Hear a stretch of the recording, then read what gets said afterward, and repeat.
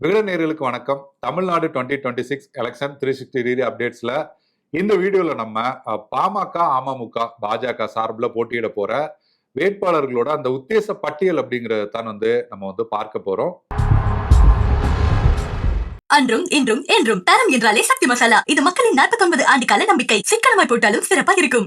நம்ம எல்லோருக்குமே தெரியும், தேசிய ஜனநாயக கூட்டணியில அமமுகவுக்கு 11 தொகுதிகள் அப்படிங்கிறது ஒதுக்கப்பட்டிருக்கு. அந்த 11 தொகுதியில யார் யார் போட்டியிடுவா அப்படிங்கறத தான் நம்ம முதல்ல பார்க்க போறோம். அந்த வகையில பார்த்தோம்னா பெரியகுளம் தொகுதி, பெரியகுளம் தனி தொகுதி அமமுகவுக்கு ஒதுக்கப்பட்டிருக்கு. அங்கே கதிர்காமு வேட்பாளரா நிற்பதற்கான வாய்ப்புகள் அப்படிங்கிறது ரொம்பவே அதிகமா இருக்கு. ஏற்கனவே அவர் அங்கே வேட்பாளரா போட்டியிட்டு நல்ல வாக்குகள் அப்படிங்கிறதையும் வாங்கியிருக்காரு. அதே போல பார்த்தோம்னா மன்னார்குடியில எஸ் காமராஜ் அவர் போட்டியிடுவதற்கான வாய்ப்புகள் ரொம்பவே அதிகமா இருக்கு. இவருமே கூட கடந்த தேர்தலில் மன்னார்குடியில போட்டியிட்டு 40,000க்கு அதிகமான வாக்குகள் அப்படிங்கிறத வாங்கியிருக்காரு. அடுத்தா நம்ம பார்த்தோம்னா திருவையாறு தொகுதியில கார்த்திகேயன் அவர் போட்டியிடுவதற்கான வாய்ப்புகள் அப்படிங்கிறது ரொம்பவே அதிகமா இருக்கு. கார்த்திகேயனுமே கூட கடந்த தேர்தலில் போட்டியிட்டு 30,000க்கும் அதிகமான வாக்குகளை வாங்கியிருந்தாரு. அடுத்த நம்ம பார்த்தோம்னா காரைக்குடி தொகுதியில தேர்போகி பாண்டி அப்படிங்கிறவர் வேட்பாளராக அறிவிக்கப்பட்டிருக்காரு. தேர்போகி பாண்டியுமே 2021 தேர்தலில் அமமுக சார்பில் போட்டியிட்டு கிட்டத்தட்ட 45,000 வாக்குகளை அந்த தொகுதியில வாங்கினவர். நாம் தமிழர் ஒருங்கிணைப்பாளர் சீமான்லாம் கூட அங்கேதான் நிற்கிறாரு. ஸோ காரைக்குடியோட வேட்பாளர் தேர்போகி பாண்டி வருவதற்கான வாய்ப்புகள் தான் அதிகமாகவே இருக்கு. அதே போல வேலூர் திருப்பத்தூர், அந்த திருப்பத்தூர்ல ஞானசேகரன் அவர் வேட்பாளர் வருவதற்கான வாய்ப்புகள் அதிகமா இருக்குன்றாங்க. இல்லைன்னா என்ஜி பார்த்திபன் அவர் கூட வருவதற்கான வாய்ப்புகள் இருக்குன்றாங்க. அடுத்து நம்ம பார்த்தோம்னா நாங்குநேரியில இசக்கிமுத்து அவர் கேண்டிடேட்டா நிற்பதற்கான வாய்ப்புகள் ரொம்பவே அதிகமா இருக்குன்றாங்க. அதே போல ஒட்டப்பிடாரத்துல சுந்தர்ராஜ் அவரு, திருச்சி மேற்கு அமைச்சர் கே நேரு நிற்கிற தொகுதி, அந்த தொகுதியில தொட்டியம் ராஜசேகர் அவர் வேட்பாளராக நிற்பதற்கான வாய்ப்புகள் ரொம்பவே அதிகமா இருக்குன்றாங்க. சைதாப்பேட்டையில முன்னாள் அமைச்சர் செந்தமிழன் ஏற்கனவே 2 முறை வெற்றி பெற்றவர். செந்தமிழன் இந்த முறை போட்டியிடுவதற்கான வாய்ப்புகள் ரொம்பவே அதிகமா இருக்குன்றாங்க. அதே போல பூந்தமல்லியில ஏழுமலை அவருமே 2021 பூந்தமல்லியில போட்டியிட்டாரு. கணிசமான வாக்குகள் தான் வாங்கினாரு. ஆனால் அவருமே மீண்டும் போட்டியிடுவதற்கான வாய்ப்புகள் அப்படிங்கிறது ரொம்பவே அதிகமா இருக்குன்றாங்க. அதே போல மடத்துக்குளம் பார்த்தோம்னா முன்னாள் அமைச்சர் சண்முகவேலு அவர் இருக்காரு. அவர் வேட்பாளராக மடத்துக்குளத்துல நிற்பதற்கான வாய்ப்புகள் தான் ரொம்பவே அதிகமா இருக்குன்றாங்க. இந்த 11 தொகுதிகளில் நம்ம பார்த்த வேட்பாளர்கள் தான் பெரும்பாலும் வேட்பாளர்களா வருவதற்கான வாய்ப்புகள் அப்படிங்கிறது இருக்கு அப்படிங்கிறது தான் அமமுக வட்டாரத்துல இருந்து நமக்கு வர தகவலா இருக்கு. அமமுக பார்த்தோம். அடுத்ததா நம்ம பாமக பார்த்தோம்னா சேலம் மேற்கு தொகுதியில முன்னாள் சட்டமன்ற உறுப்பினர் கார்த்திக் அவர் வேட்பாளராக வர்றதற்கான வாய்ப்புகள் ரொம்பவே அதிகமா இருக்குன்றாங்க.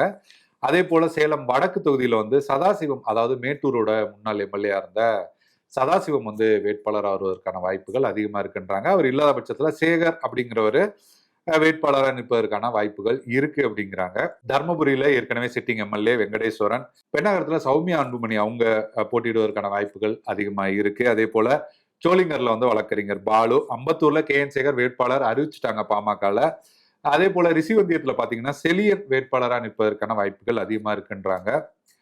திருப்பூரூர் எடுத்துக்கிட்டோம்னா தனசேகர் அவர் வேட்பாளராக நிற்பதற்கான வாய்ப்புகள் அதிகமா இருக்குன்றாங்க. அதே போல உத்திரமேரூர் எடுத்துட்டோம்னா மாவட்ட செயலாளர் மகேஷ் அவர் வேட்பாளர் நிற்பதற்கான வாய்ப்புகள் ரொம்பவே அதிகமா இருக்குன்றாங்க. அதே போல போலூர் எடுத்துட்டோம்னா வேலாயுதம் இல்லைன்னா செல்வகுமார், இவங்க 2 பேர்ல யாராவது ஒருவர் வேட்பாளராக வருவாங்க அப்படிங்கிறாங்க.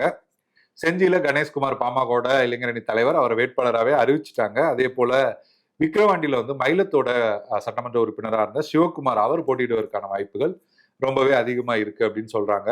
அடுத்து நம்ம பார்த்தோம்னா கீழ்வேலூர்ல வடிவேல் ராவணன் அவரையுமே பாமக அறிவிச்சுட்டாங்க. 3 பேர் அறிவிச்சிட்டாங்க. அதுல இவங்க 3 பேர்லாம் வர்றாங்க. விருத்தாச்சலம் எடுத்துக்கிட்டோம்னா டாக்டர் தமிழரசி அவங்க வேட்பாளராக வருவதற்கான வாய்ப்புகள் அதிகமா இருக்கு. காட்டுமன்னார் கோயில்ல அன்பு சோழன் டென்டிஸ்ட் அவர் நிற்பதற்கான வாய்ப்புகள் அதிகமா இருக்கு. அவர் 2016 நின்றுருக்காரு. மயிலாடுதுறை சித்தமல்லி பழனிசாமி கடந்த தேர்தலிலே போட்டிட்டு 2,700 வாக்குகள் வித்தியாசத்துல காங்கிரஸோட ராஜ்குமார்ட்ட வெற்றி வாய்ப்பை இழந்தவர். அவர் மீண்டுமே போட்டியிடுவதற்கு வாய்ப்பு இருக்குன்றாங்க. ஜெயங்கொண்டத்துல வைத்தி அவர் போட்டியிடுவதற்கான வாய்ப்புகள் ரொம்பவே அதிகமா இருக்காங்க. லாஸ்ட் பட் நாட் லீஸ்ட் அப்படின்ற மாதிரி பெரம்பூர் தொகுதி, அதாவது விஜய் போட்டியிடுவதாக சொல்லப்படக்கூடிய தொகுதியில பாமகவுக்கு ஒதுக்கியிருக்காங்க. அங்கே பாமகவோட பொருளாளர் திலோபாமா வேட்பாளராக நிற்பதற்கான வாய்ப்புகள் ரொம்பவே அதிகமா இருக்கு அப்படிங்கிற மாதிரியான தகவல்கள் தான் வருது. பாமகவோட 18 தொகுதிகளில் யார் யார் வேட்பாளராக நிற்பாங்க அப்படின்ற விஷயங்கள்லாம் நம்ம பார்த்தோம். அடுத்ததா வந்து 27 தொகுதிகளில் போட்டியிடக்கூடிய பாஜகவோட வேட்பாளர் யார் யார் அப்படிங்கறத தான் பார்க்க போறோம். அவினாசியில மத்திய அமைச்சர் எல் முருகன் போட்டியிடுவதற்கான வாய்ப்புகள் ரொம்பவே அதிகமா இருக்கு.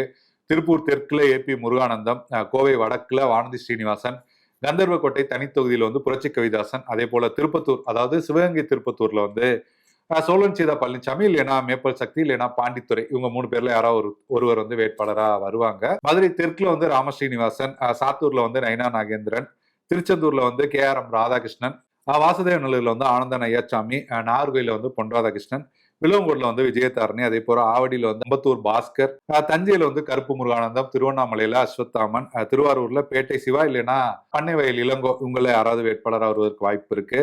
மானாமரை எடுத்துக்கிட்டீங்கன்னா கூட மா வெங்கடேசன் அந்த புத்தகங்கள் எல்லாம் எழுதுற எழுத்தாளர் அவரு, இல்லைன்னா பொன்பால கணபதி அவர் வந்து பரமக்குடி தொகுதியை வந்து கேட்டுட்டு இருந்தாரு. சோ அவருக்கு கிடைப்பதற்கான வாய்ப்புகளும் இருக்குன்றாங்க. குளச்சல் எடுத்துக்கிட்டீங்கன்னா சதீஷ் இல்லைன்னா சிவகுமார் அவங்க வேட்பாளர் வரதுக்கான வாய்ப்புகள் இருக்கு. பத்மநாபபுரம் எடுத்துக்கிட்டீங்கன்னா எட்வின் ஜோஸ் அவர் வந்து வேட்பாளர் வரதுக்கான வாய்ப்புகள் இருக்கு. ராமநாதபுரம் GPS நாகேந்திரன், ராதாபுரம் எடுத்துக்கிட்டீங்கன்னா பாலகிருஷ்ணன், ராசிபுரம் வந்து பிரேம்குமார், VP துரைசாமி அவரோட பையன் பிரேம்குமார் அவர் போட்டியிடுவதற்கான வாய்ப்புகள் அதிகமாகவே இருக்குன்றாங்க. மயிலாப்பூர்ல தமிழிசை சவுந்தரராஜன், எதிர்கட்சி தலைவர் எடப்பாடி பழனிசாமியோட பிரச்சாரத்துக்கே வந்துட்டாங்க. ஸோ அவங்க போட்டியிடுவதற்கான வாய்ப்புகள் தான் ரொம்ப அதிகமா இருக்கு.